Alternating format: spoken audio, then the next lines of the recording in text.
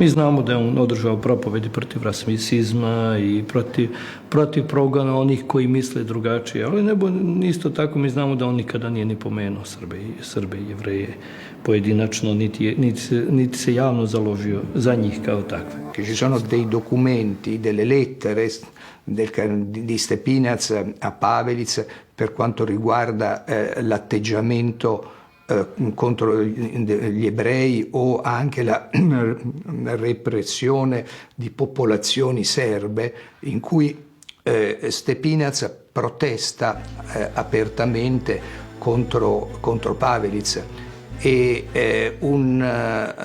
i nazisti a quell'epoca dicevano che se in Germania ci fosse stato un vescovo come Stepinac sarebbe stato già incarcerato e mandato nei campi di concentramento.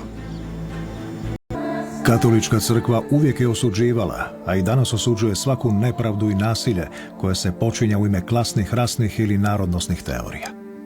Ne može se istrijebiti s lica zemlje inteligencija, jer to možda prija radničkoj klasi kao što je učio i učinio boljševizam. Ne može se istrijebiti s lica zemlje cigane ili židove, jer ih se smatra inferiornom rasom. Ako se budu na laku ruku primjenjivali principi rasnih teorija koje nemaju temelja, da li uopće postoji za bilo koji narod još kakva sigurnost na zemlji?